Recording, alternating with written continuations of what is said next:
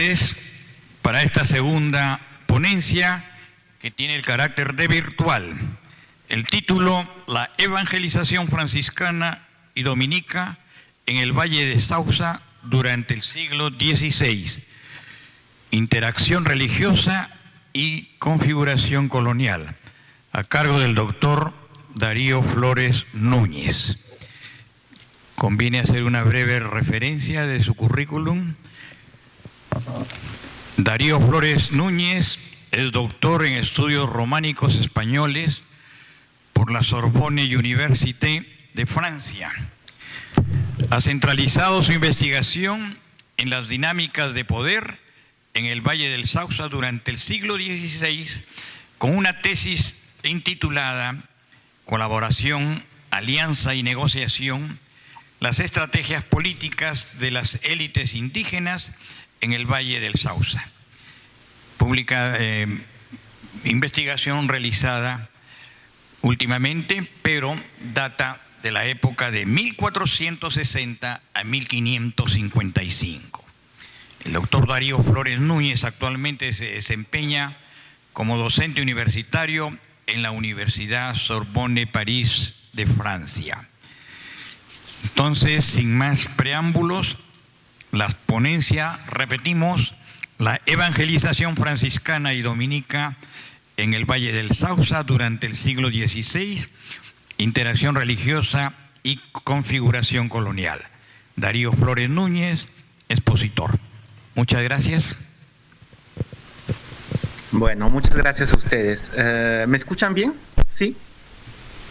Ok, perfecto. Bueno, primeramente gracias al director del archivo, a Fray Luis Ábalos Navarro, por la invitación. Gracias a Sergio Cangaguala por esta invitación, que bueno, la tomé de manera, digamos, acepté de manera voluntaria, porque fue un tema que indirectamente había visto en mi tesis, es decir, que muchas veces en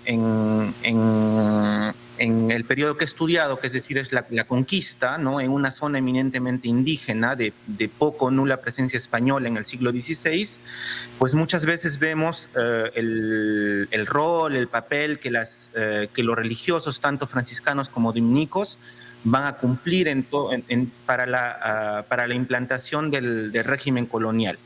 Entonces, dicho esto, pues, bueno, ustedes deben estar viendo un mapa, ¿no?, un mapa introductorio, ¿no?, el Valle de Jauja, actualmente conocido como Valle del Mantaro, sí, que en el siglo XVI, y bueno, desde el tiempo de los incas, estuvo dividido en tres zonas, ¿no?, Hatun Sausa, Lurinhuanca y Ananhuanca, ¿no?, bueno, que grosso modo actualmente pues corresponderían a las provincias de Jauja, Concepción y Huancayo, Chupaca.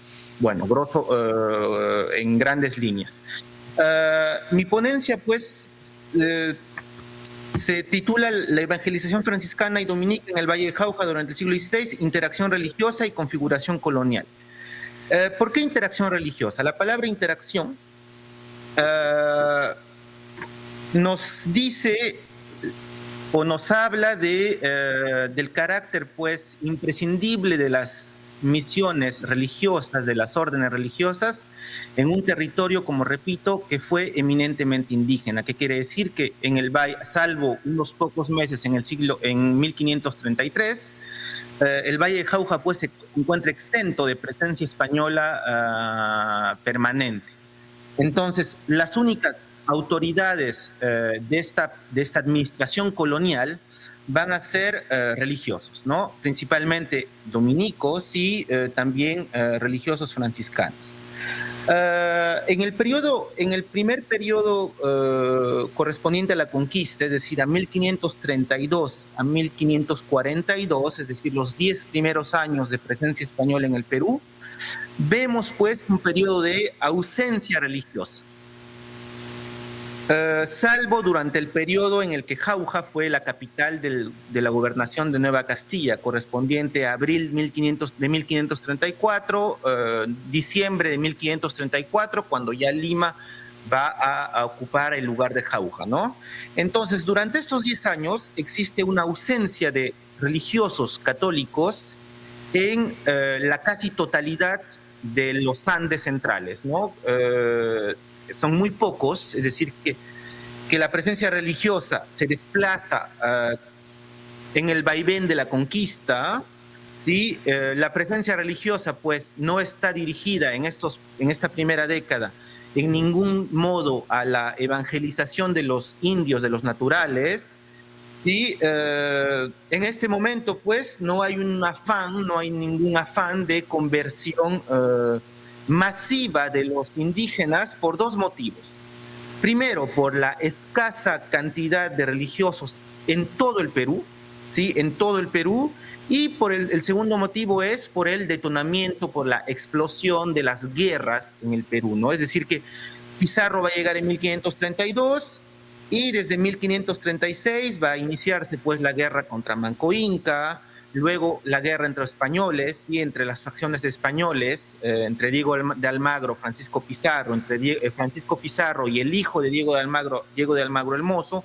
Entonces, esta primera década va a ser caracterizada por una presencia casi nula, ¿no?, de religiosos de cualquier orden, absolutamente en todo el territorio peruano actual, salvo bien evidentemente en Lima y en Cusco, ¿no? O en Quito, por ejemplo, ¿no? En donde la presencia religiosa, pues, era, podemos decirlo, permanente, pero bueno, es una presencia, digamos, minúscula, ¿no? De menos de una decena de religiosos por orden presente en cada ciudad, Lima, Cusco, Quito. Entonces, esta presencia religiosa durante esta primera década estuvo focalizada solo en puntos claves. ¿Qué quiere decir? En puntos en donde los españoles se asientan, ¿no? Es decir, Lima, Cusco, Quito, ¿sí? Por ejemplo, ¿no? Durante la estadía de Berlanga fue el obispo de Panamá que fue enviado hacia 1536 al Perú para hacer una investigación, una encuesta, ¿no?, sobre lo que estaba ocurriendo en el Perú. Durante la estadía de Berlanga solo había en el Perú 2 franciscanos y 4 mercedarios. Es decir, que solo son 6 religiosos para un territorio enorme, ¿no? El Perú colonial, que en la época pues incluía lo que actualmente es Ecuador, lo que actualmente es Bolivia. Entonces, ¿no?, si tenemos en cuenta que solo Berlanga solo identifica 6 religiosos para 1536, es decir, 4 años después de iniciada la conquista, entonces vemos que en el caso particular del Valle de Jauja, del Valle del Mantaro, ¿sí?, estos 4 primeros años se manifiestan por una ausencia totalmente nula de la religión católica en el valle. Ahora, salvo el mismo Fray Tomás de Berlanga, ¿sí?, no había pues ningún dominico en el Perú para 1535. Ok, entonces, lo dije, lo vuelvo a repetir, las zonas de poblamiento indígena pues no tienen ninguna presencia religiosa hasta ese momento. ¿Y cuál es la particularidad de Jauja, ¿no?, como territorio indígena, el del Valle del Mantaro, en este marco? Pues el Valle de Jauja va a presentar 2 particularidades. Primero, que el Valle de Jauja va a ser el único lugar, salvo Cusco y Lima, donde va a haber una presencia española continua durante todo el año de 1534, es decir, durante la época donde Jauja, los meses durante los cuales Jauja fue capital de la gobernación. Y la segunda particularidad de Jauja, que Jauja, a pesar de perder esta capitalidad, Jauja pues va a mantenerse como centro de paso. ¿Qué quiere decir de centro de paso? Pues simplemente tiene una importancia geopolítica. ¿Por qué? Porque para ir a Cusco, por ejemplo, para unir Lima y Cusco, pues necesariamente se tiene que pasar por Jauja, por el Valle del Mantaro. Entonces, pues, a diferencia de otras zonas que no tienen esta importancia geopolítica, Jauja sí la va a tener y va a ser, digamos, un caso sui generis, un caso único, particular, excepcional en este nuevo mundo colonial que se está creando. Entonces, a diferencia, pues, la población indígena del Valle, a diferencia de la casi totalidad de la población indígena de los Andes, y salvo Quito, Cusco, Cajamarca, por ejemplo, va a tener una pequeña interacción, una interacción inicial con los religiosos. ¿sí? Los intercambios con el mundo indígena, con la religión católica y el mundo indígena van a intercambiar, pues van a haber intercambios iniciales, ¿no? Que se van a manifestar, por ejemplo, con la profanación del culto prehispánico considerado como herético, ¿no? Por ejemplo, en 1536, en 1533, el fray Vicente de Valverde, ¿sí? Dominico, pues, va a destruir la Huaca Huarivilca, ¿sí? La va a destruir la Huaca Huarivilca. Sí, o también podemos ver otra interacción entre el mundo religioso católico y el mundo indígena a través de la construcción de la iglesia de Jauja, ¿no? De Jauja. Y también la iglesia de Lima, una vez que la capital es trasladada a Lima, porque la construcción va a estar a cargo de una mano de obra indígena, principalmente del Valle de Jauja. Entonces,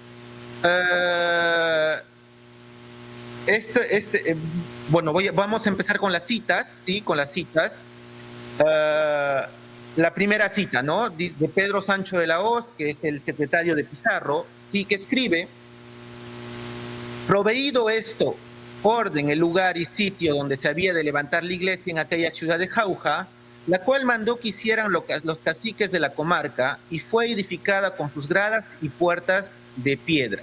Sí, dice, ¿no? Que la iglesia fue edificada y Francisco Pizarro mandó a los caciques de la comarca para que la construyeran. Es decir, que las élites indígenas van a estar implicadas en la construcción de las primeras iglesias del Nuevo Mundo.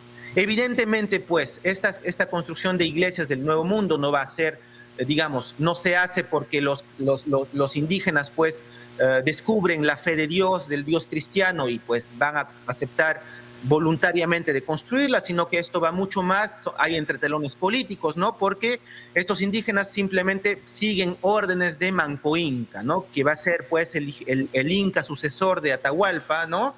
Y que en este entramado de estrategias y de relaciones políticas, pues, el poder de Manco Inca aún es compatible con el poder de Francisco Pizarro. Aún no existen, pues, una guerra. ¿Por qué? Porque tanto uno como el otro están luchando contra la amenaza que viene de Quito, ¿no? La amenaza de los generales quiteños, Quisquis, que se encuentra o que se encontraba semanas antes, pues, haciendo peligrar esta alianza entre españoles y incas del Cusco, ¿no? Y aliados de los incas del Cusco. Los indios de Jauja son aliados del Inca del Cusco. En la segunda cita tenemos, pues, como de Pedro Cieza de León, que relata, pues, como cito: y el demonio Guarivilca que estaba en este lugar está deshecho y arruinado, y lleno de grandes herbazales y malezas, porque entrando en este valle, el gobernador don Francisco Pizarro, dicen los indios que el obispo fray Vicente de Valverde quebró figuras de los ídolos, desde el cual tiempo en aquel lugar no fue oído más el demonio. Entonces, pues, acá tenemos ejemplos concretos, ¿no? De estas primeras interacciones en materia religiosa que se va a dar, pues, entre indígenas y el catolicismo. Entonces, podemos hablar en este momento inicial, en esta primera década, de indios conversos al cristianismo.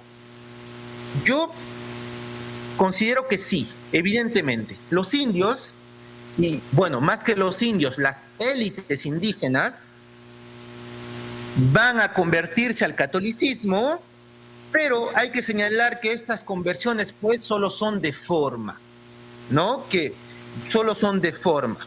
Y que en el mundo indígena, en la idiosincrasia indígena, aceptar una nueva religión, ¿sí? Es compatible, pues, con esta tolerancia politeísta que existe en el mundo andino.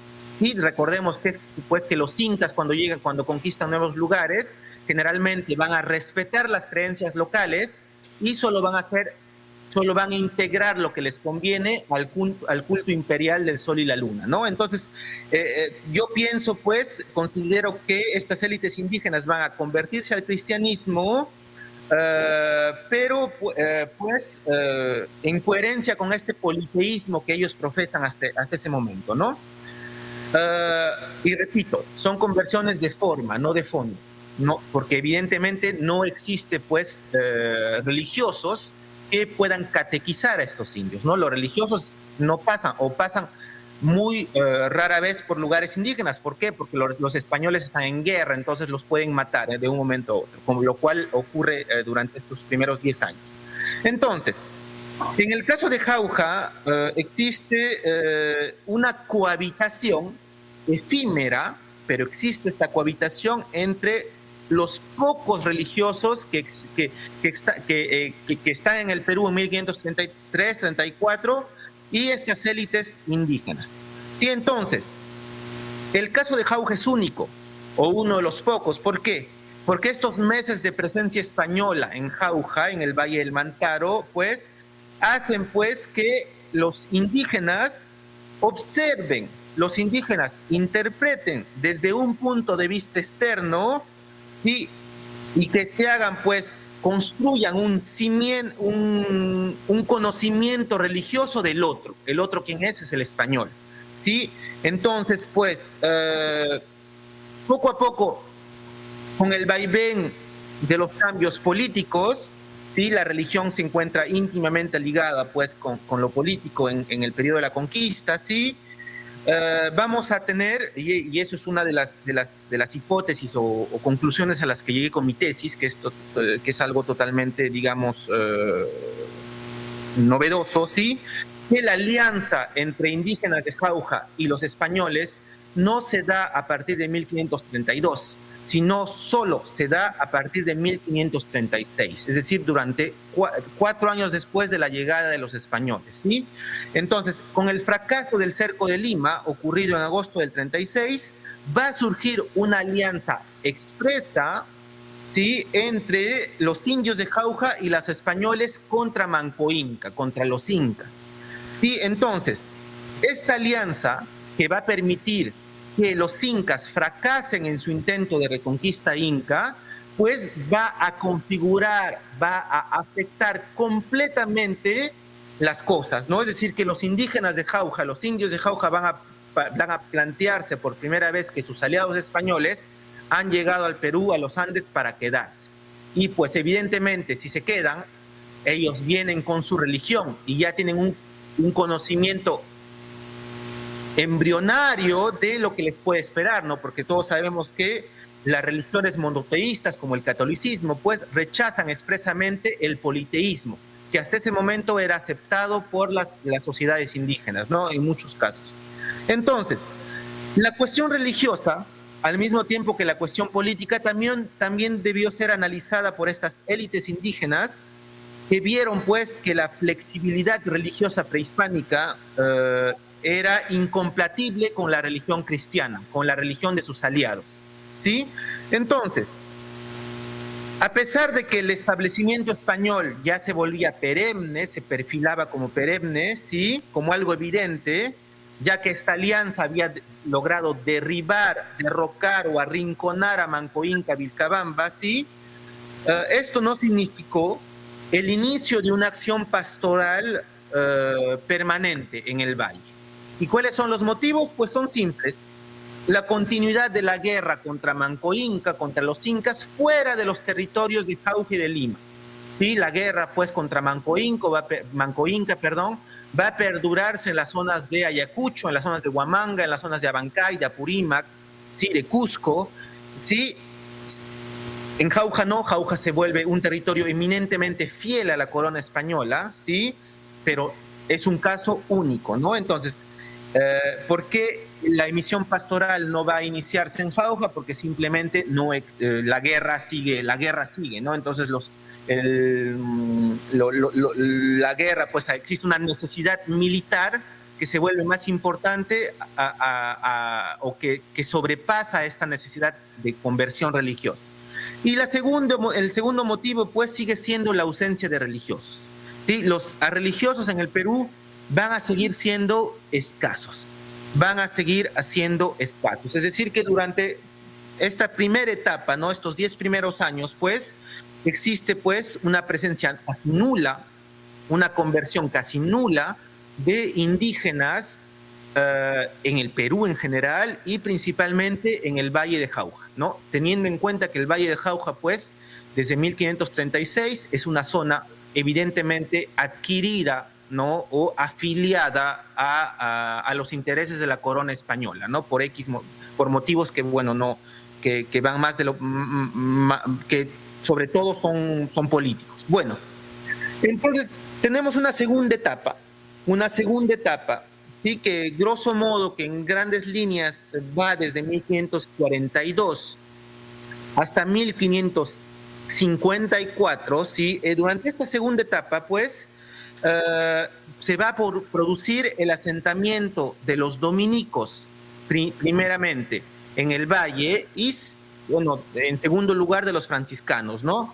Y se va a producir también una cristianización progresiva de las élites del Valle. Es decir, que las élites indígenas del Valle van a convertirse al catolicismo y van a adoptar las formas cristianas, ¿sí?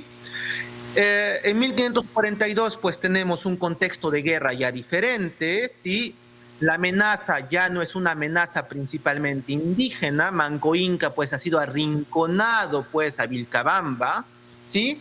La amenaza pues ahora es eminentemente española, es decir que los españoles se disputan, se pelean entre ellos, ¿no? Principalmente entre el bando de Almagro y el bando de Pizarro. Entonces, ¿qué va a ocurrir?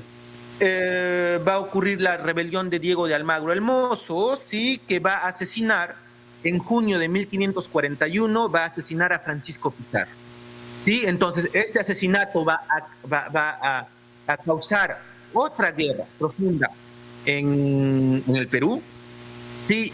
Y pues esto va a coincidir con la llegada de Cristóbal Vaca de Castro, que va a ser un juez, un comisionado enviado por la corona, ¿sí? Y que va a llegar pues para suplir al difunto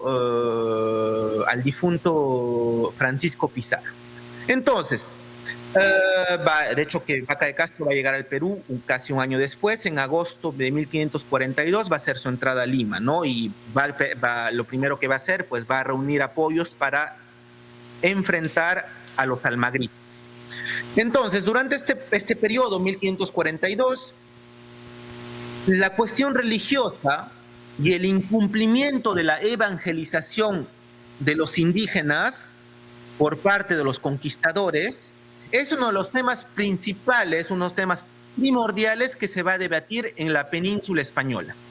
Entonces, pues, desde España se dan cuenta pues ya de esta segunda etapa, de este contexto de guerra diferente, ¿no? Y con la llegada de Cristóbal Vaca de Castro, ¿sí? Entonces, la cuestión religiosa en España, pues, desde la península española van a inquietarse, van a preocuparse porque se ha incumplido simplemente este rol de evangelización, ¿no? Que justifica en sí la conquista, ¿no? Los españoles tienen la justificación espiritual de convertir, de cristianizar a los indios, de hecho que es esta razón que justifica su presencia en los Andes y que pues poco o nada se ha avanzado en una década, ¿no? Entonces, la corona española va a intentar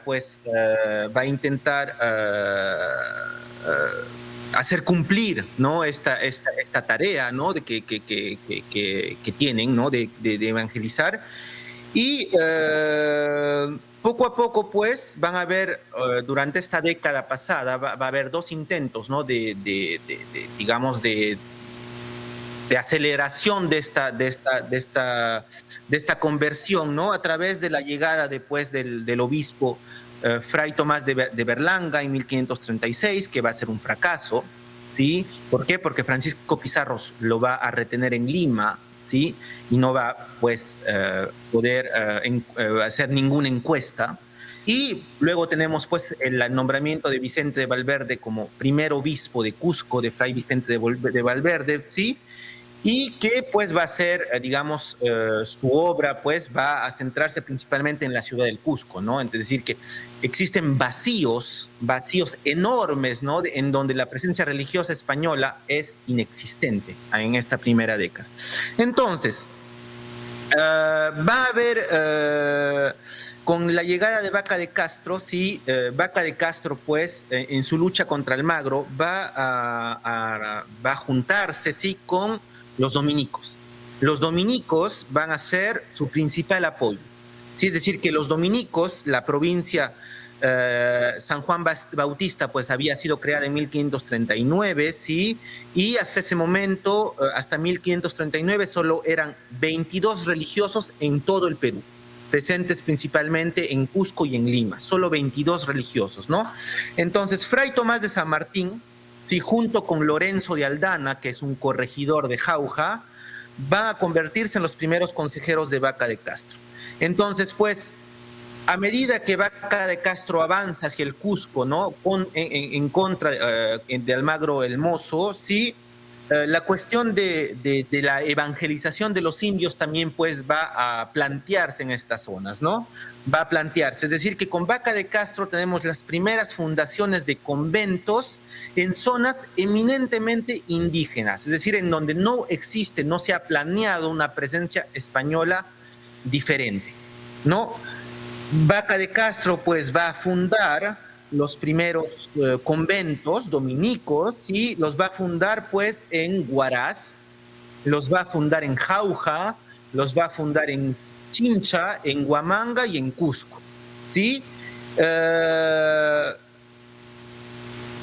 Entonces, vemos, por ejemplo, ¿no? En una carta que Vaca de Castro envía al rey, ¿no?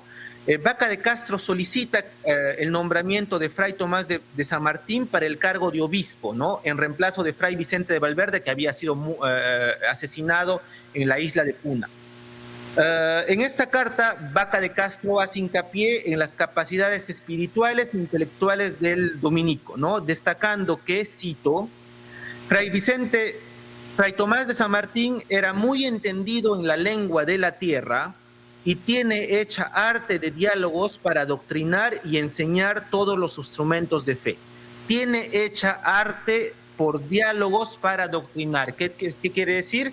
Que para 1542, Vaca de Castro pues está atestiguando, está testimoniando que los dominicos ya están preparando catecismos adaptados a la población indígena peruana, ¿sí? Entonces, vemos pues que para 1542 esta evangelización va a iniciarse con los dominicos en el Perú.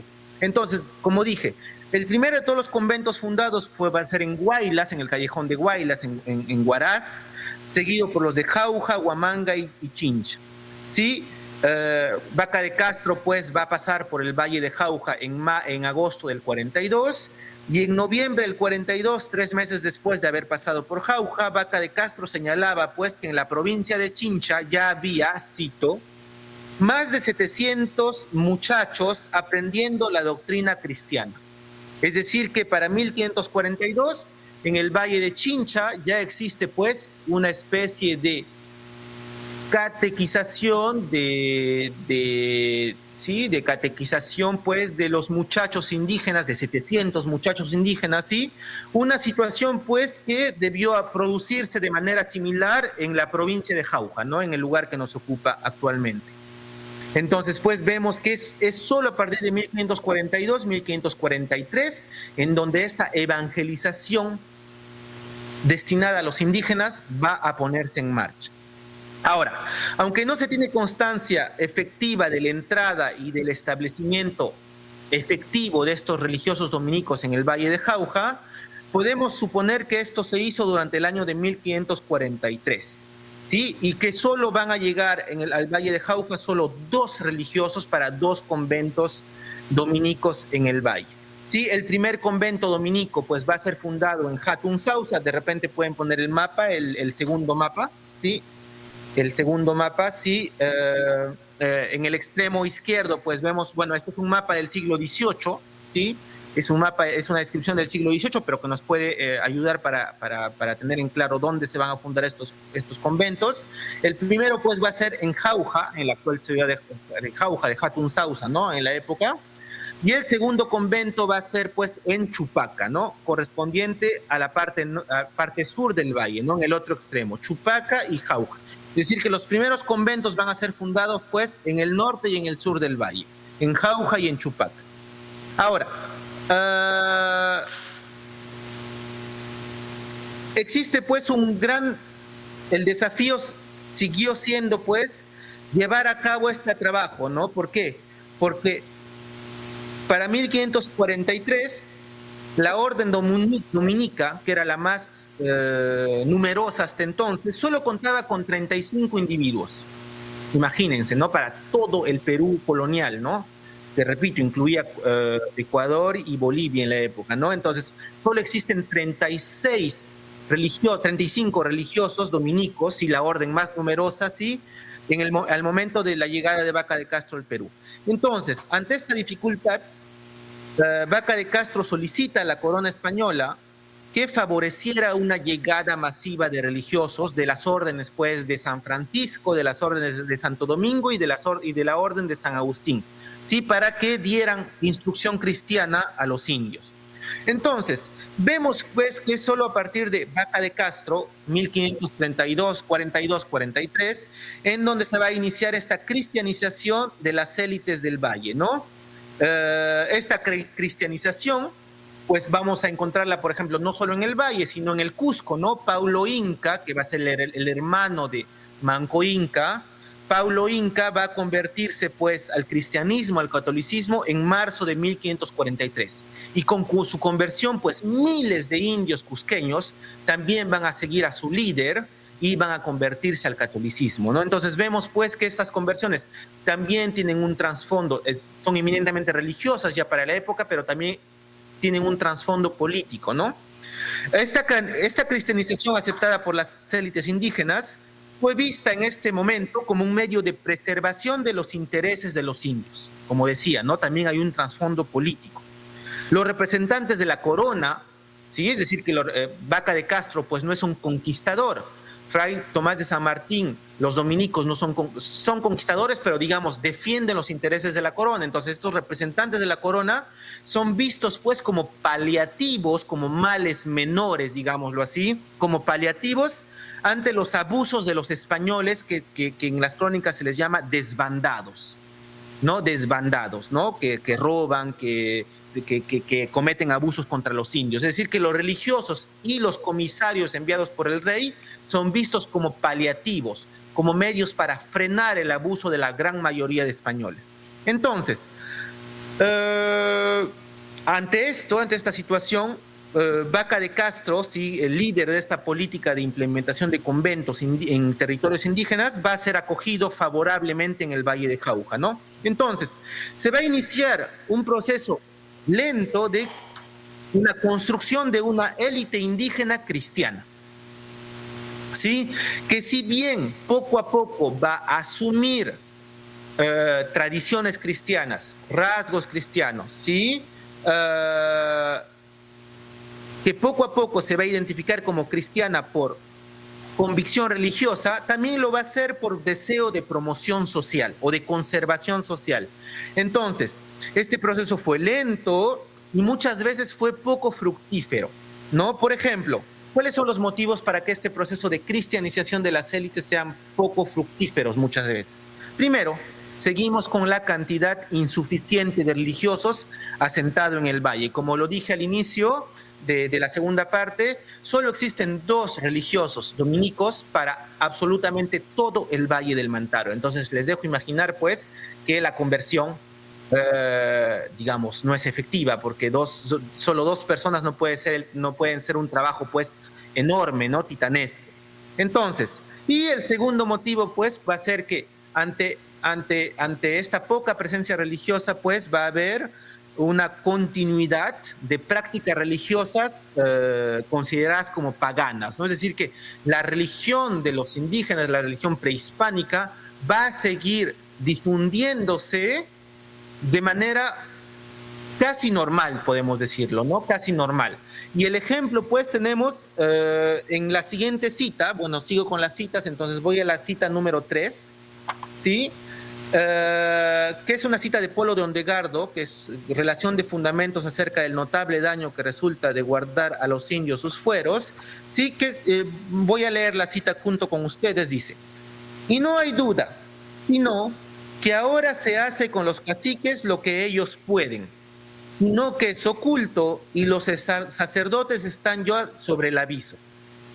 Pero con todo esto, con morir don Cristóbal Apoalaya en Jauja, estando yo en el Cusco, que era cacique principal de una de aquellas parcialidades, se averiguó habérsele muerto alguna gente en diferentes partes, porque como quedaron muy hombres sus hijos y eran muchos, cada uno le sirvió con lo que pudo. Voy a seguir con la siguiente cita, que bueno, se complementa de Pedro César de León. Alaya, señor de la mayor parte del Valle de Jauja, murió a casi 2 años. Y cuentan los indios que echaron con él gran número de mujeres y sirvientes vivos. Y aún si yo no me engaño, se lo dijeron al presidente Gasca, y aún que no poco se lo retrajo a los demás señores, haciéndoles entender que era gran pecado el que cometían y gran desvarío sin fruto. Entonces, pues, imagínense que hacia 1546, cuando el cacique Alaya de Ananhuanca, de la parte sur del Valle de Jauja, pues va a fallecer. Durante su muerte, pues, miles de indios o cientos de indios van a matarse o van a ser matados, ¿sí? Van a ser asesinados con el fin de acompañar a su líder, acompañar a su cacique. Entonces, pues, evidentemente, en el filtro de la religión cristiana, pues esto va a ser totalmente un horror, ¿no? Entonces vemos, pues que a pesar de la instalación de los dominicos en el valle hacia 1542, 4 años después, las prácticas paganas dentro de esta élite indígena van a ser moneda corriente, ¿no? Entonces vemos, pues, que con la muerte del cacique Alaya, pues, cientos, miles de indígenas van a morir con él, ¿no? Y morir de manera totalmente voluntaria. ¿Por qué? Porque en la idiosincrasia, pues, prehispánica, ¿no? Están acompañando a su líder al más allá. Entonces vemos, pues, que esta cristianización, pues, es todavía una cristianización de forma más que de fondo, ¿no? ¿Por qué? Porque las prácticas paganas siguen perdurando. ¿Por qué? Porque existen solo 2 dominicos van a cristianizar todo el Valle de Jauja. Entonces, evidentemente esta etapa y la precedente son etapas muy difíciles de estudiar. ¿Por qué?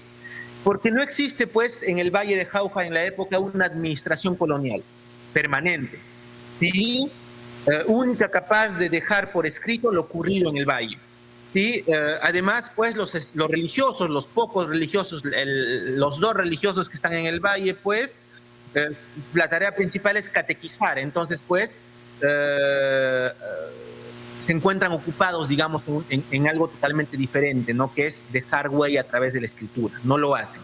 O en todo caso, estas escrituras no han llegado hasta nuestras épocas. Entonces, este proceso de cristianización, de implementación de la orden dominica en el Valle de Jauja va a ser dificultada con el estallido de otra guerra entre los españoles, la rebelión de los encomenderos, ¿no? 1544-1548.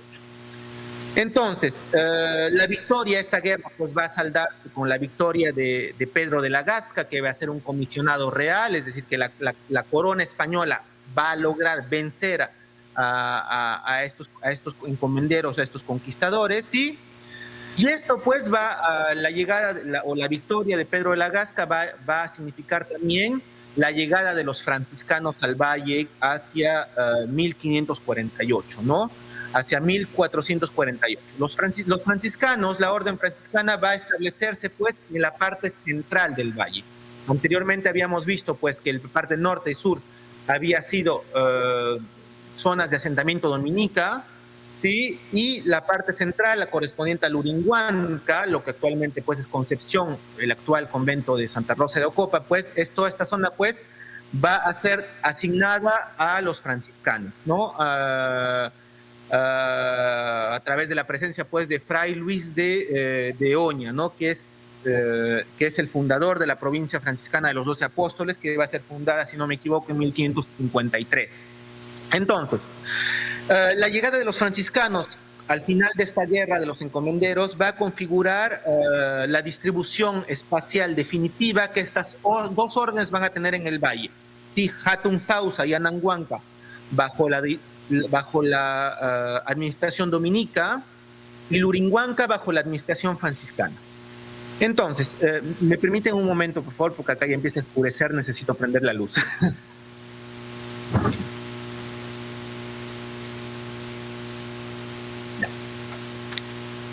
Disculpen. Ok. Entonces, pues esto va a configurar esta división que va a continuar, ¿no? Hasta incluso la actualidad. Entonces, la conversión de las élites se va a profundizar, ¿no? Es un trabajo de largo aliento, como lo dije, ¿sí? Y poco a poco estas élites van a dejar sus nombres antiguos y van a cristianizar sus nombres, ¿no? Entonces, estas élites van a adoptar nombres cristianos, como María, por ejemplo, ¿no? O Cristóbal, o Francisco. Es decir, que estas élites van a poco adoptar nombres cristianos y van a adoptar preceptos religiosos como medios de afianzamiento, de consolidación social. ¿Y qué quiero decir? Que el bautismo, que es pues un sacramento religioso cristiano, ¿sí? Va a ser también integrado a las prácticas de estas élites indígenas, ¿no? Entonces, seguimos con la siguiente cita, por favor, Sergio. La cita sobre informaciones de Joan Vélez, Lima 145. ¿Sí? Entonces, estamos en 1551, ¿sí? Vamos a leer la siguiente cita. Dice, en 24 de junio del dicho año de 1552, yo, Fray Pedro de Toro, bauticé y puse óleo y crisma a Joan Vélez, mestizo de edad de 1 año, hijo natural de fulano Vélez, español, y de doña María Ñusta Oglio, hija del Inca Huayna Cápac, señor que fue de este reino. Y fueron sus padrinos don Cristóbal Apualaya y doña Francisca Sisa, su mujer, Fray Pedro de Toro. Entonces, ¿quién es este Juan Vélez? Rápidamente, pues es un mestizo, ¿sí? Hijo de un español y de una princesa inca asentada en Guayucachi, en la parte sur del valle, ¿no? De hecho, pronto, en 2 meses, voy a publicar un libro sobre este personaje. Y ya que demuestra pues que los indios de Jauja pues no son enemigos enemigos pues encarnizados de los incas, más bien todo lo contrario, sí. De hecho, que es una de unas conclusiones a las que he llegado con mi tesis. Sí, entonces este bautismo de Juan Vélez, de este mestizo, sí, nos muestra pues que el bautismo, el sacramento del bautismo va a ser también un medio de afianzamiento social. ¿Por qué? Porque los padrinos de este mestizo, ¿sí? Van a ser, ¿quiénes van a ser? Pues va a ser don Cristóbal Apualaya y doña Francisca Sisa, que van a ser pues los caciques principales de Ananguán. Entonces vemos pues que a través del bautismo, a través del padrinazgo, los indígenas van a afianzar, van a consolidar estas redes de parentesco, ¿no? Estas redes de parentesco. Y pues vemos que poco a poco pues las élites nativas van a adoptar el catolicismo y van a perpetuar tradiciones prehispánicas, pero bajo ya normas católicas, ¿sí? Tenemos pues en esta acta de bautismo el nombre de Fray Pedro del Toro, que es pues un eminente religioso dominico, que va a ser incluso provincial de la orden dominica una década después, ¿sí? Y que va a pasar por el Valle de Jauja, ¿sí? Y estos medios, pues, como los bautismos, van a ser promovidos por estos religiosos dominicos porque van a ser inspirados por los preceptos que desde España y desde España y México están llegando, ¿no? Que es generalmente pues son las tesis de Bartolomé de las Casas en favor de la protección de los indios. Entonces, el final de este segundo periodo, sí, es clave. ¿Por qué es clave? Aunque no tenemos evidencias escritas, son evidencias muy cortas, son evidencias, todo lo que les estoy contando, pues son evidencias o son conclusiones que he llegado de manera indirecta, porque lamentablemente no existen documentos para este periodo específico, en el caso del Valle de Jauja, ¿sí? Son pequeños extractos por acá, por allá, que me han permitido llegar a conclusiones, pues este segundo periodo va a ser clave. ¿Por qué? Porque los indígenas, o los indígenas nobles, o algunos indígenas nobles, van a aprender a leer y a escribir. Y esto, pues, nos va a insertar en el tercer periodo de la presencia religiosa en el Valle de Jauja. Entonces, la legalidad española, el derecho, ¿sí? Se convertirá pues en un espacio que va a ser ocupado por estas élites indígenas con la finalidad de hacer valer sus derechos. Y entonces el rol de estos religiosos que van a enseñar a los indios a leer y escribir va a ser pues clave, ¿no? Va a ser clave. Y la figura principal pues es don Felipe Huacapáucar, el famoso don Felipe Huacapáucar, que va a ser hijo del cacique principal del Urinhuanca, que supuestamente van a ser, o se prevé, bueno, aunque como con Sergio sabemos pues que la fecha de nacimiento exacta es discutible, pero pues se supone que nació hacia 1537, ¿no? Es decir, durante los primeros años de la conquista. Entonces, ¿por qué? Porque en 1572 va a declarar que tiene 35 años. Entonces, pues, he llegado a esta conclusión que es discutible, repito. Entonces, don Felipe Huacapáucar va a viajar a España en 1562. Va a viajar a España, ¿no? Y va a defender la causa de su padre y su causa ante la corona española en España, ¿no? 30 años, casi 4 décadas después de haberse iniciado la conquista española del Perú.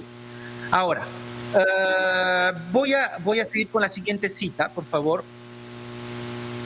Juicio de residencia de Gabriel de Loarte. Juicio de residencia de Gabriel de Loarte. Entonces, pues es un juicio de 1575, si no me equivoco. Voy a proceder a la lectura. Dice: yo no alcancé a saber que don Felipe Guacraguamán pasó por mi pueblo, que yo no le sería buen huésped para él, porque para don Felipe se revolvió todo este repartimiento, y se alzaron a mayores conmigo y contra mi persona mis indios. Por sus consejos y por sus bachillerías nos hemos echado a perder. Daba a entender a los indios, es decir, Felipe Huacapáucar daba a entender a los indios que había estudiado en Salamanca y en Sevilla, y dijo que no me obedeciesen mis hermanos y mis parientes, e imprimió en ellos este mal consejo. Entonces, pues, es un testimonio de un cacique de Huarochirí que simplemente está diciendo, ¿no?, que cuando don Felipe Huacapáucar pasa por Huarochirí, mete cizaña a los indios del cacique de Huarochirí, y que, pues, orgullosamente dice, ¿no?, dice que él ha estudiado en la escuela de Salamanca, que para entonces, en el siglo XVI, es una de las escuelas del mundo occidental, o de las universidades del mundo occidental más prestigiosas, ¿no?, del mundo inclusive. Entonces, pues, vemos en este pasaje, esta cita, pues, nos muestra, pues, que los indios comprenden el valor de la escritura, comprenden el valor de la legalidad, el peso de la legalidad en el mundo occidental. Y pues va a tener conciencia de la escritura, ¿no?, con su referencia a Salamanca, y pues evidentemente, aunque nunca aparezca, no sabemos quién le enseñó a escribir, quién le enseñó el español a don Felipe Huacapáucar, evidentemente pues tenemos detrás a los religiosos, ¿no? Entonces la presencia religiosa en el valle va a ser determinante para que estas élites se eduquen, ¿no?, y que hagan como se apropien, podemos decirlo así, de esta legalidad hispánica, ¿no?, que va a ser un medio utilizado por ellos durante los periodos que van a venir. Entonces, ¿me queda tiempo, Sergio?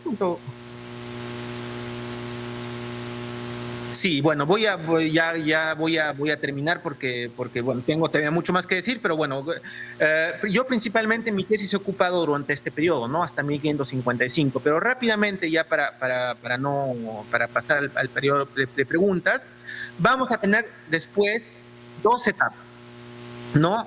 1555, 1570, grosso modo, ¿sí? En grandes líneas, pues los religiosos van a tener un gran papel en el seno del mundo indígena. ¿Por qué? Pues porque los religiosos van a defender el famoso bando de los indios. ¿Sí? El final de las guerras que se produce en 1555, 54, ¿sí? Va a dejar camino libre para que estos indios, estas élites indígenas, sean insertadas en la administración colonial. Porque los indios son sujetos del rey, los indios no son esclavos, los indios han sido reconocidos a través de la bula Sublimis Deus como personas, ¿no? Como seres racionales, y son reconocidos como seres, como sujetos de la corona española. Entonces, pues, el indio, las élites indígenas van a ser, pues, insertadas en esta administración colonial.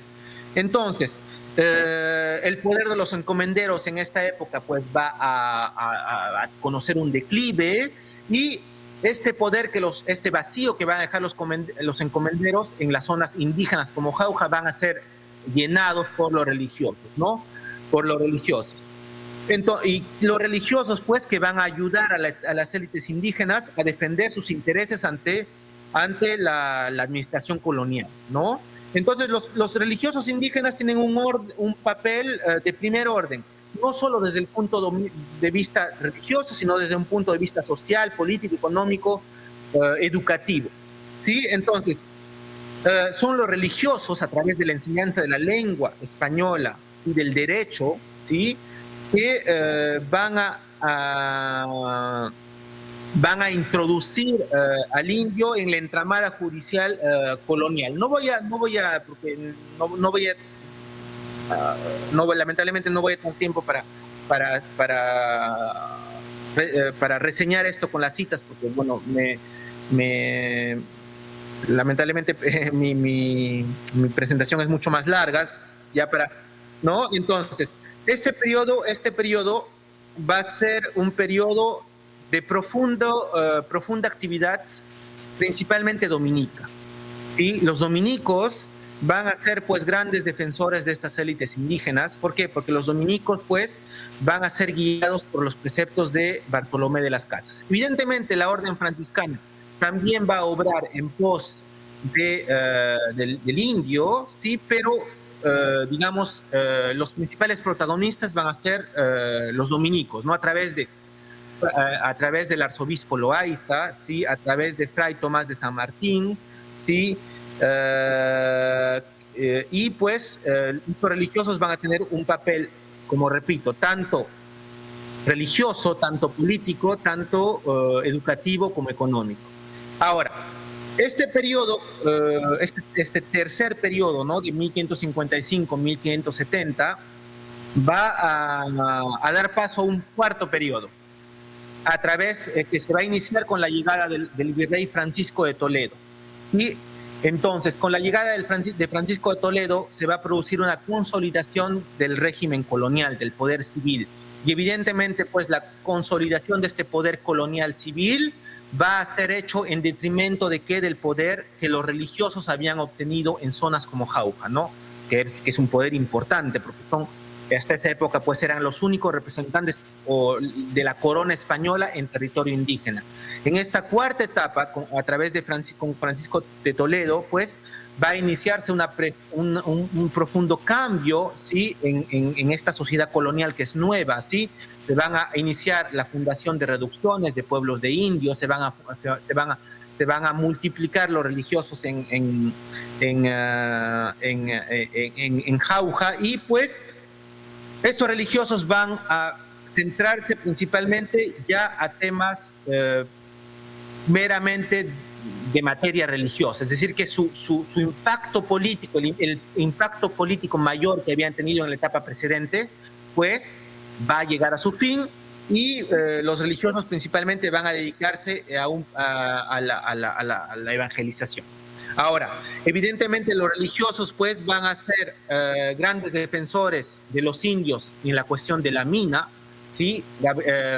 Francisco de Toledo, pues, va a consolidar en el Valle de Jauja la mita minera. Los indios van a ser obligados a ir a la mina de Huancavelica, ¿sí? Y van a morir, ¿sí? Se les va a hinchar el estómago, se les va a hinchar el cuerpo por el azogue, por el mercurio. Y pues, Sergio, por favor, ¿puedes poner la cita siguiente? La cita, perdón, todavía no. Ok, la antepenúltima, por favor. Residencia de Gabriel de Loarte, Justicia 463, la penúltima. Y a este testigo, sí, y a este testigo, como a vicario y guardián de este convento, han venido muchos indios e indias a quejarse de que por amor de Dios no les lleven a sus hijos y a sus maridos a las minas, porque les llevan a morir y se destruyen y pierden todo lo que tienen. Y este testigo, como no ha podido remediarlo, lo encomienda a Dios para que ponga remedio en tanto daño y pérdida, como les ha venido y viene a todos los indios de este valle, en llevarlos como los llevan por fuerza y contra su voluntad a las dichas minas. Hasta ahí voy a leer nomás. Bueno, pues entonces esta es una declaración de Fray Fabián de San Román, de la Orden de San Francisco, que va a ser pues el guardián del monasterio de la Concepción, ¿sí? de la Orden franciscana. Entonces, pues vemos pues que en este caso específico la iglesia, la institución de la iglesia, pues es vista como por los indígenas como un medio de protección, ¿sí? Ante los abusos de la administración colonial, los indígenas, ¿qué hacen? Pues van a clamar ayuda a los religiosos. Y los religiosos, a pesar de que este poder político que habían tenido antes, a pesar de que este poder político ha sido mermado, ha sido neutralizado por la administración colonial, pues en medida de lo posible van a seguir defendiendo a los indios y van a seguir quejándose ante la corona española de los abusos, ¿no? Como la mita minera. Es decir, que van a seguir teniendo un papel en defensa de los indios, pero menor en relación a la etapa anterior. ¿Por qué? Porque la administración colonial ya se ha desarrollado en Jauja a través de la implementación de corregidores, de protectores de indios, de escribanos, de alcaldes, ¿sí? Es decir, de alguaciles, es decir, que ya existe una administración civil, ¿sí? Entonces los religiosos pues van a dedicarse principalmente a materia religiosa, ¿no? A materia conventual. Entonces, esta última etapa, esta cuarta etapa que vamos a ver en el siglo XVI, también ya para acabar con mi intervención, va a ser testigo de los primeros proyectos de implementación o de expansión religiosa al este del Valle de Jauja, que en la época se le conocía como el Anti o Andes, no Andes, Andes, así Anti, no el Anti. El Anti de Jauja, los Andes de Jauja, que bueno, pues que ahora los llamamos la ceja de selva, ¿no? La ceja de selva de Jauja, de toda la ceja de selva peruana. Entonces, los Andes de Jauja, tal como se le llamaba en la época, ¿no? Van a suscitar un interés. Van a suscitar un interés en la administración colonial. ¿Por qué? Porque ya la situación dentro del Virreinato del Perú se encuentra pacificada. Y entonces los enemigos al final del siglo XVI de la administración colonial van a ser dos. Un enemigo externo, que van a ser los protestantes, que van a ser representados por los piratas. Francis Drake, por ejemplo, sí. Estamos pues a fines del XVI, ya pasó el Concilio de Trento, el cisma entre católicos y protestantes. Entonces pues el enemigo externo va a ser el protestantismo y los piratas, que son sus representantes. Y el enemigo dentro del territorio peruano van a ser pues los infieles. ¿Quiénes son estos indios infieles? Pues no van a ser los indios de la costa y de la sierra, sino van a ser los indios de la selva. Entonces pues los proyectos de evangelización, los primeros proyectos de evangelización, pues que van a ser masivos ya en el siglo XVIII a través de la Orden Franciscana con el convento de Ocopa, pues van a ser iniciados 2 siglos antes. Y van a ser iniciados en el caso específico del Valle de Jauja y de los territorios de la ceja de selva del Valle de Jauja en 1595. Sergio, por favor, ¿puedes poner el último mapa? El último mapa está después de las citas. Sí, después de la cita. Al fondo, al último, sí, en la última hoja. ¿No lo hay? Ok. Ya, al inicio de repente no he puesto dos mapas. Ya, perdón, el segundo mapa del inicio, perdón. Sí. No, que bueno, repito, este mapa todavía está en construcción. Es un mapa que va a formar parte del libro que estoy anunciando sobre el mestizo Joan Vélez. Y pues acá vemos pues el trazado. Entonces, bueno, rápidamente, 2 minutos. El virrey Marqués de Cañete intenta pues iniciar esta evangelización del este del Valle de Jauja, ¿no? De estas zonas de ceja de selva. Y pues va a hacer un llamado a las órdenes religiosas. Ninguna quiere ir, por motivos que desconozco. Los dominicos y los franciscanos se desisten. Entonces, pues la única orden que desea hacer esta misión van a ser los padres jesuitas, los jesuitas. ¿Por qué? Evidentemente por razones simples. El territorio peruano es vasto, inmenso. Entonces, entre dominicos y franciscanos ya tienen mucho trabajo con la sierra y la costa. Entonces, pues la selva es un territorio que en ese momento no les interesa por motivos obvios, porque ya de por sí tienen mucho trabajo en el Perú colonial de ese entonces. Entonces, pues los jesuitas, como son recién llegados, van a tomar esta misión, pues, y Joan Font y Nicolás Mastrillo en 1595 van a ser acompañados de Joan Vélez, este mestizo que nace en Jauja en 1555, ¿sí? Y van a iniciar pues la exploración, ¿sí? En pos de una cristianización de lo que actualmente pues sería la zona de San Martín de Pangúa, ¿no? Y lo van a hacer a través del Valle de Jauja. Si ustedes ven el trazado en el mapa, ¿no? Salen de Lima el 13 de octubre del 95, van a llegar a Jatún Sausa, La Concepción, de La Concepción van a salir a Andamarca y de Andamarca pues van a ir a divagar por San Martín de Pangúa. Evidentemente es una empresa que va a fracasar. ¿Por qué? Porque las zonas pues de la selva son zonas inhóspitas, ¿sí? Son muy poco religiosos, solo son 2 religiosos con un mestizo y unos cuantos indígenas, ¿sí?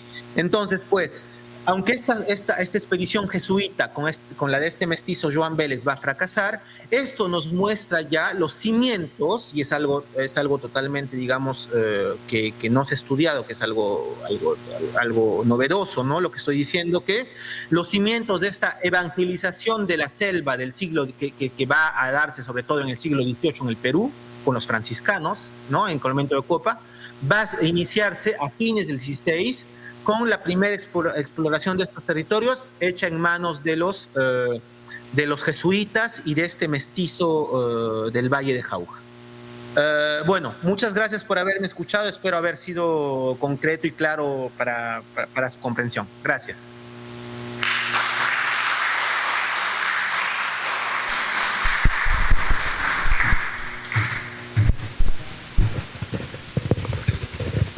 Muchísimas gracias, doctor Darío Flores. Inmediatamente pasamos entonces a la ronda de preguntas, por favor. ¿Alguna inquietud? A ver si el señor Nibardo Córdoba. Buenos días, saludos cordiales, felicitaciones por la ponencia. Una inquietud, usted mencionaba de manera preponderante el trabajo de los dominicos. Quisiera preguntarle cómo evalúa usted el trabajo de Fray Luis Jerónimo de Oré, que fue un destacado quechuista que tuvo una participación en el Concilio Limense, ¿no? Donde prácticamente se promovió, se decretó el uso del quechua y aymara en la evangelización. Además, Jerónimo de Oré es autor de Símbolo Católico Indiano. ¿Considera que tuvo un papel relevante dentro de este proceso de reconocimiento? Perdón, mil disculpas. ¿Me pueden, por favor, es que se escucha el eco, entonces escucho muy mal la pregunta. Por favor, sí. O la persona va a acercarse a la computadora como ustedes quieran. Mil disculpas porque el eco me impide como... Hola, ¿me escucha? Sí, ahí, perfecto. A ti sí te escucho, Sergio. Doctor. Ya, correcto.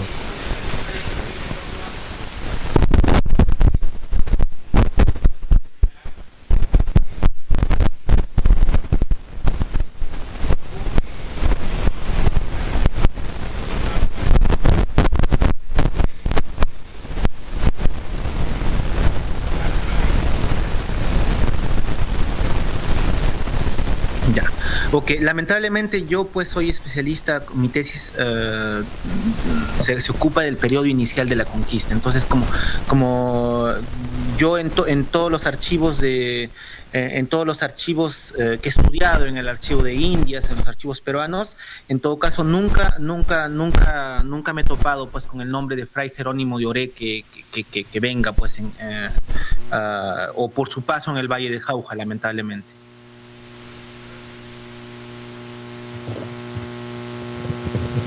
¿Alguna otra participación? No sé, ¿me escucha? ¿Me escucha? Ya. Buenas tardes. Como él habla de los dominicos, la evangelización de los dominicos y también de los franciscanos, quería saber si han convivido ambas órdenes o en qué momento se retiraron los dominicos para que vengan los franciscanos. Esa es mi duda.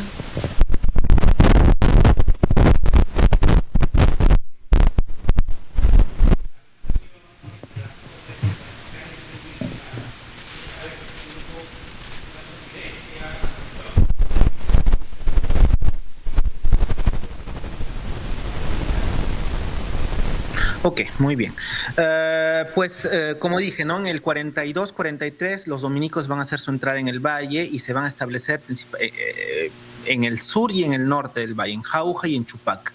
Sí se van a establecer en Jauja y en Chupaca, y pues hacia 1548, es decir, 6 años después, van a llegar los franciscanos y se van a establecer en el centro del valle. Es decir que cada orden religiosa pues va a tener una circunscripción territorial, jurisdiccional, que no va a interferir, digámoslo así, entre ellas, ¿no? No va a interferir entre ellas. Es decir, que no existen, en todo caso, en los documentos que yo he estudiado, he conocido, ¿sí?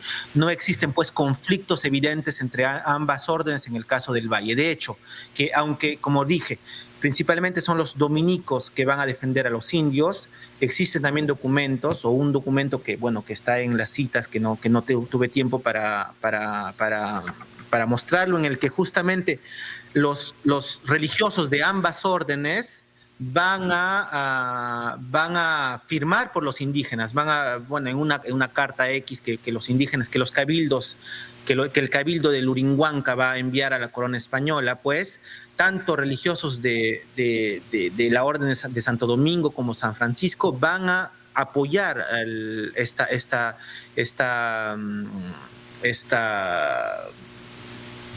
¿cómo puedo decir? Este requerimiento, ¿no? de las élites indígenas. Entonces, bueno, para resumir, no hubo conflicto, cada uno tuvo su jurisdicción separada.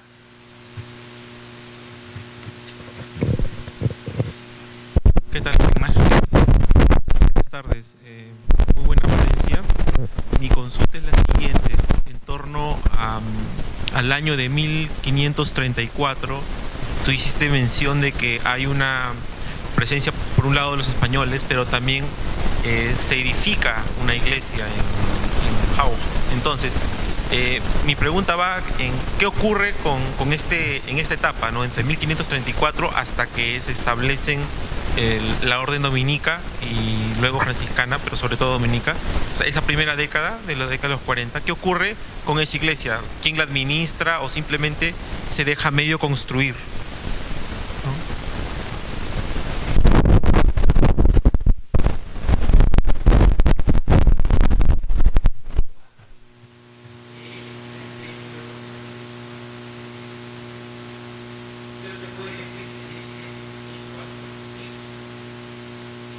Ya. Ya, claro. Ahora, claro, este primer templo, ¿no? de fundado en la cita de Pedro Sancho de la Hoz, ¿no? Claro, arqueológicamente, pues, no se sabe hasta ahora, ¿no? Se supone, ¿no? que fue que se supone el lugar donde se fundó la actual ciudad de Jauja, que es el pueblo o el distrito de Tambo, pues en la actual provincia de Jauja, pero pues no ha llegado a nuestros días ninguna evidencia histórica de este asentamiento colonial en Jauja. Es decir, que lamentablemente, pues, arqueológicamente no tenemos ningún rezago, ningún vestigio de esta construcción de la iglesia. Ahora, existen en crónicas, por ejemplo, ¿no? Pienso en la de Bernabé Cobo, un religioso del siglo XVII, ¿no? En donde justamente dice, ¿no?, que durante su paso por Jauja, por el valle de Jauja, veía las ruinas de esta antigua ciudad española, ¿no? Y si no me equivoco, hasta el siglo XVIII todavía habían estas ruinas que lamentablemente pues ya no existen. Ahora, ¿eso qué implica? Que necesariamente pues al hablar de ruinas de la ciudad española, ustedes saben pues que la iglesia en la idiosincrasia urbanística hispánica, la iglesia pues ocupa un lugar central dentro de la Plaza Mayor. Entonces pues necesariamente esta iglesia, esta primera iglesia fundada en Jauja, ¿sí?, forma parte de estas ruinas que un siglo después pues ve Bernabé Cobo. Es decir, que no existe una continuidad, es decir, que una vez que los españoles se van de Jauja, ¿sí?, y después pues se va a fundar el pueblo de indios de Hatun Sausa, va a ser fundada pues en un lugar totalmente diferente, ¿no? Es decir, que el pueblo de indios de Hatun Sausa es actualmente la ciudad de Jauja, ¿no? Y el pueblo de los españoles se encuentra en lo que actualmente es el distrito de Sausa, en Jauja, es decir, que es distante de 4 o 5 kilómetros. Entonces, no existe, no hubo esta continuidad, es decir, que esta iglesia se perdió para siempre, solo fue utilizada unos cuantos meses y nada más. Ahora, y eso también lo demostré en mi tesis, que la iglesia de Lima, ¿no?, se ha creído muchas veces que fue construida por los indios yungas del Valle del Rímac, lo cual es cierto, pero los principales constructores, los principales albañiles de la iglesia catedral de Lima también fueron los indios del Valle de Jauja. De hecho, que murieron cientos. ¿Por qué? Porque los indios serranos pues no estaban acostumbrados al calor, ¿no?, del verano limeño, ¿no? Entonces, ¿no?, esta iglesia catedral de Lima fue construida también con mano de obra del Valle de Jauja. Gracias.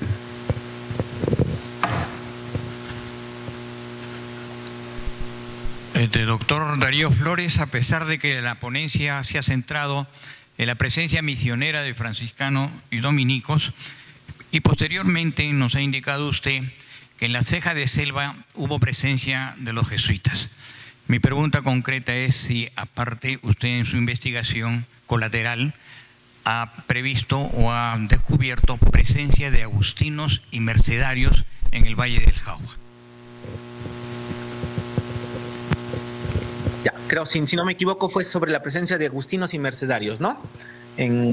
Ok, claro, en el valle. Claro, no existe ninguna presencia porque, bueno, principalmente es algo simple, ¿no? Es algo simple. Estas dos órdenes mencionadas pues son generalmente órdenes que van a ser destinadas a una población española, es decir, a una población venida desde la península criolla y que necesariamente va a vivir en las ciudades, ¿no? Es decir, que Jauja, no olvidemos que a pesar que Jauja es un caso único, ¿por qué? Porque lo dije, ¿no? Es un lugar geopolítico importante, porque a pesar de que no existió una ciudad española durante esta época colonial, Jauja pues es un lugar de paso. Para ir a Huánuco se pasa por Jauja, para ir a Huamanga se pasa por Jauja, para ir a Huancavelica se pasa por Jauja, para ir a Cusco se pasa por Jauja, para ir a Lima se pasa por Jauja, ¿no? Entonces, esa es la particularidad de Jauja. Entonces, a pesar de esto, Jauja conserva un espíritu netamente indígena, ¿no? Esto va a cambiar a partir del siglo XVII, porque, bueno, los españoles van a comenzar a asentarse en Jauja, pero bueno, es algo todavía anecdótico. Entonces, pues, la misión pastoral de cristianización indígena va a ser generalmente una tarea casi exclusiva de dominicos y franciscanos. Si no me equivoco, yo soy especialista más en política que en religión, ¿no? O sea, y si no me equivoco, pues los mercenarios no se dedican para nada a este proceso de evangelización indígena. Los agustinos sí, indirectamente, pero los mercenarios no. Muchísimas gracias. Hay una pregunta más, por favor, padre Palomino. Sí. Muchísimas gracias. Al hablar de configuración colonial, creo que es importante también tener en cuenta lo siguiente. Cuando los españoles llegaron para colonizar al Perú, creo que vinieron con dos proyectos. Proyecto político militar, ¿no?, de adueñarse los territorios conquistados. Otro proyecto es muy distinto, el proyecto de evangelización, cristianización, que su objetivo no es adueñarse, quizás difundir la cultura, de alguna manera sí, pero el objetivo creo que no es, digamos así, dominio. Creo que es importante tener en cuenta. Ahora, dentro de la cristianización habría que tener también, bueno, en este caso el ponente, yo lo agradezco, está muy bien. Se puede hacer dos lecturas. Uno, la evangelización como un proceso sociohistórico, como un recuento de hechos, como el ponente acaba de hacerlo. Y el otro sería análisis, digamos, desde la perspectiva de la visión teológica. ¿Qué es la iglesia? ¿Qué es la evangelización en sí? ¿Qué diferencia hay catequesis e evangelización? Sería bueno para ir entendiendo sobre la configuración. Y por otro lado, sería bueno también tener en cuenta encuentro de paradigmas, o llámense arquetipos o constructos culturales. ¿Cuál es la cultura que ha forjado la civilización americana, la cultura, la sociedad americana antes de la llegada o hasta la llegada de los españoles? Y por otro lado, ¿cuál es el paradigma, arquetipo, constructo que traen los españoles y cómo esto va a configurar para la identidad, en este caso, de la sociedad peruana posterior? Ok, Sergio, ¿puedes repetir, por favor? No he escuchado.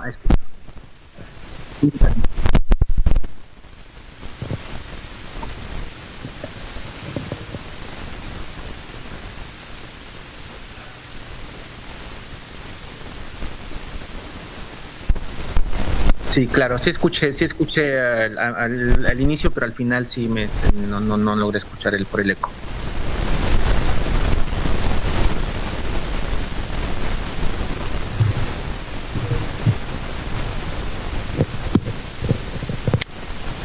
Agradecemos entonces la participación del doctor Darío Flores Núñez, y que nos ha abierto las luces casualmente de la presencia misionera de los franciscanos y dominicos y también de los jesuitas, básicamente de los dos primeros. Una salva de aplausos para él, por favor. Gracias.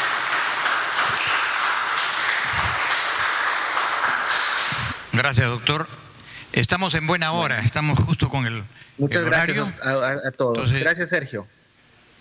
De aquí un abrazo. Pasamos al almuerzo y nos hacen el alcance de que terminado el almuerzo, bueno, el horario es de 1 a 2. A partir de las 2 están invitados a pasar al Museo San Francisco para una visita rápida, puntual, y luego a las 3 de la tarde retomamos la siguiente ponencia. Gracias y continúen, por favor.